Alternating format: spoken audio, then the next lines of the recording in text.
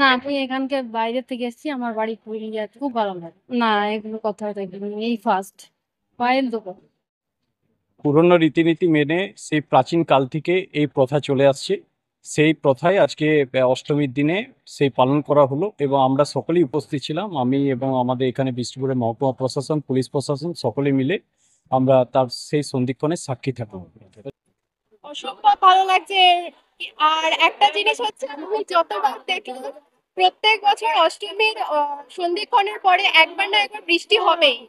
এটা আপনি যাকে খুশি জিজ্ঞেস করে নিতে পারেন, আমি দেখে নিয়েছি এটা যে সন্ধিক্ষণের পরে আর কোথাও বৃষ্টি না হলেও বিষ্ণুপুরে বৃষ্টি হবেই। কিছু একটা আছে, মা চান সবাই ভিজুক সারা বছর।